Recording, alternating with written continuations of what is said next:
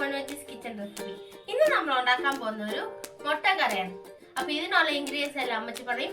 അപ്പൊ വീഡിയോ എല്ലാവരും പോയാലും വാ. ഇന്ന് നമ്മളൊരു നല്ലൊരു മുട്ടക്കറിയാണ് വെക്കാൻ പോകുന്നത്. അതിനായിട്ടൊരു 4 മുട്ട ഞാൻ പുഴുങ്ങി ഇവിടെ വെച്ചിട്ടുണ്ട്. അതിനുള്ള ബാക്കി കാര്യങ്ങളെല്ലാം ഞാൻ എടുത്തു വെച്ചിട്ടുണ്ട്. അതെല്ലാം വഴിയെ ചെയ്യുന്നതിനനുസരിച്ച് കാണിച്ചു തരാം. എന്നാൽ നമുക്ക് തുടങ്ങാം. ആദ്യമേ നമുക്ക് ഈ തീയൊന്ന് കത്തിക്കാം. കടായി അങ്ങോട്ട് വെക്കാം. അതൊന്ന് ചൂടാവട്ടെ. ചൂടാകുമ്പോഴത്തേക്കും നമുക്ക് കുറച്ച് വെളിച്ചെണ്ണ അങ്ങോട്ട് ഒഴിച്ചു കൊടുക്കാം. ഇതെല്ലാം ഒന്ന് വഴറ്റണം. 2 സ്പൂണ് വെളിച്ചെണ്ണ ഒഴിച്ചു.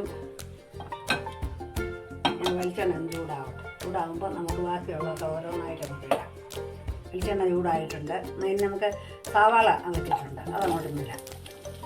ഒന്ന് വഴലാനായിട്ട് സവാള പെട്ടെന്നൊന്ന് വഴലാൻ ഇച്ചിരി ഉപ്പ്.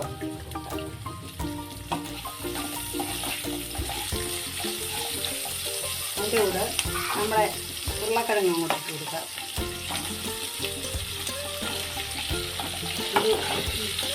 ഒരു മീഡിയം സൈസിലുള്ള 2 ഉരുളക്കിഴങ്ങായിട്ട് ഇരിക്കുന്നത്. സവാള ഒരു മീഡിയം വരുത്തി 2 സവാള ഇട്ടിട്ടുണ്ട്. ഒന്ന് വഴലത്ത്. അതിൻ്റെ കൂടെ തന്നെ 2 പച്ചമുളക്, 3 ചെറിയ പച്ചമുളക് ഇട്ടിട്ടുണ്ട്. 2-3 വെളുത്തുള്ളി, അല്പം ചെറിയ ഉള്ളി എല്ലാം കൂടി ഇട്ടിട്ടുണ്ട്. ഇതൊന്ന് വഴലത്ത്. വഴലുമ്പോൾ നമുക്ക് ഒരു തക്കാളി, ഇതിന് നമ്മൾ പച്ചമല്ലിയാണ് ചേർക്കുന്നത്.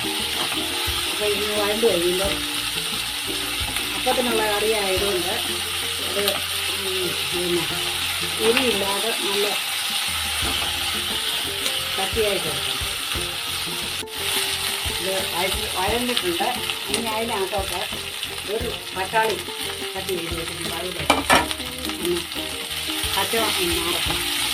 മാറി കഴിയുമ്പോൾ നമുക്ക് 3-ാം പാല്, ഇത് 2-ാം പാലാണ് ഉപയോഗിച്ച് വെക്കാം.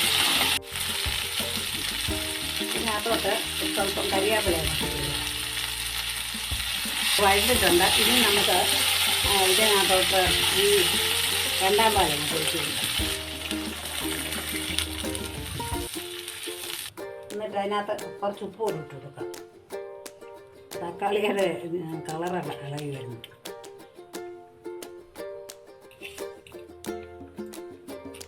എന്നിട്ട് ഇതിൽ നമ്മുടെ മല്ലിപ്പൊടി കുറച്ച് ചേർത്ത് കൊടുക്കാം. തിരിച്ചിട്ട് കൊഴുപ്പ് കിട്ടാനാണ് ഈ മല്ലിപ്പൊടി ചേർക്കുന്നത്. അല്ലെങ്കിൽ പിന്നെ മല്ലിപ്പൊടി ചേർക്കേണ്ട ആവശ്യമില്ല. എന്നാലും ഇച്ചിരി കൊഴുപ്പിന് വേണ്ടിയിട്ട് ഇച്ചിരി മല്ലിപ്പൊടി ചേർത്ത് കൊടുക്കാം. ഒരു 2 ടീസ്പൂണ് മല്ലിപ്പൊടി ചേർത്തിട്ടുണ്ട്. ഒരു ശകലം ഇച്ചിരി കളർ കിട്ടാൻ ഒരു ഇച്ചിരി മഞ്ഞൾപ്പൊടിയും ചേർക്കും.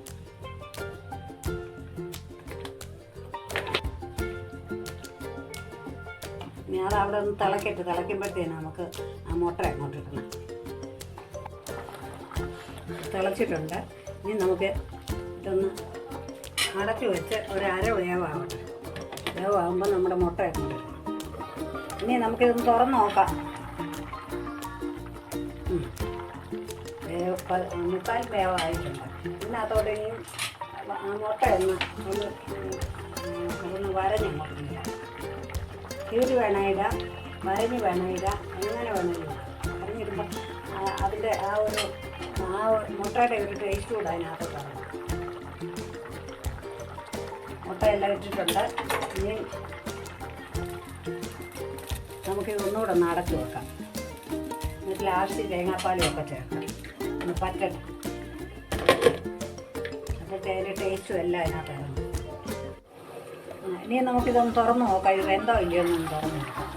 എന്നിട്ട് ബാക്കി കാര്യം ചെയ്യാം.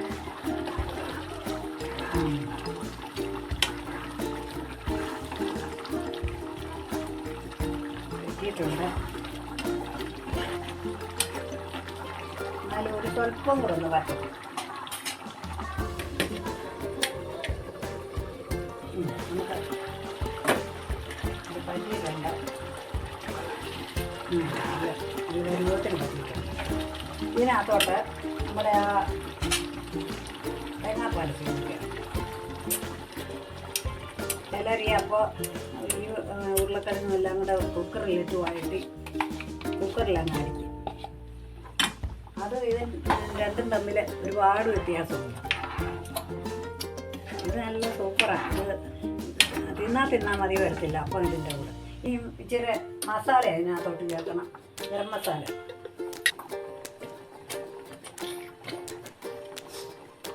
സ്വല്പം മസാല ചേർത്താൽ മതി.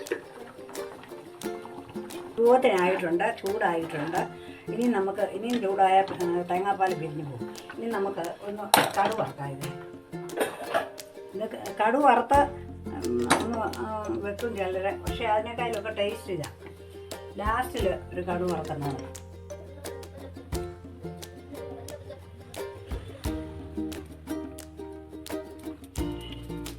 ചൂടാവട്ടെ, കടു വറുത്ത്.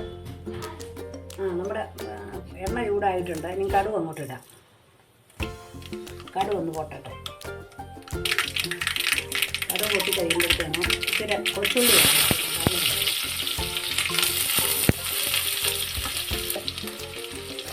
ഉണക്കമുളക്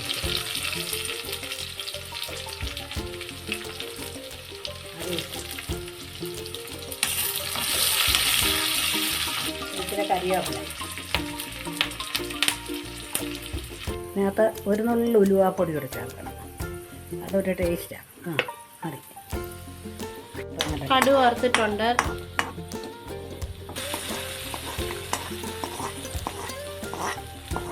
നല്ല സൂപ്പർ മുട്ടക്കറിയാണ്. അപ്പത്തിന് നല്ല സൂപ്പർ. നമ്മൾ കഴിച്ചു നോക്കാം. നമ്മൾ അപ്പവും മുട്ടക്കറിയുടെ എടുത്തും കഴിച്ച് നോക്കാം. നമ്മൾ ആദ്യം ചാറും കൊണ്ട് നോക്കാം.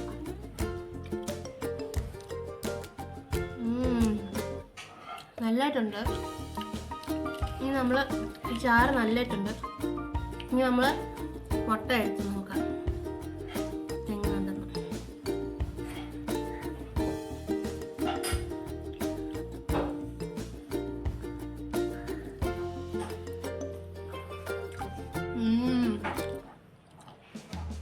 നല്ല ടേസ്റ്റ് ആയിട്ടുണ്ട്. അപ്പം മുട്ടക്കറി അപ്പവും കഴിച്ചിട്ട് നല്ലതായിട്ടുണ്ട്. ഈ കോമ്പിനേഷൻ എല്ലാവരും ട്രൈ ചെയ്ത് നോക്കണം. എന്ന് വെച്ചാൽ ഇത് നല്ല ബെസ്റ്റ് കോമ്പിനേഷനാണ്. അപ്പം ഈ വീഡിയോ ഇഷ്ടപ്പെട്ടെങ്കിൽ ലൈക്ക് ചെയ്യണം, ഷെയർ ചെയ്യണം, സബ്സ്ക്രൈബ് ചെയ്യണം. അപ്പോൾ അടുത്ത വീഡിയോ ആയിട്ട് വരുന്നവരെ ബൈ.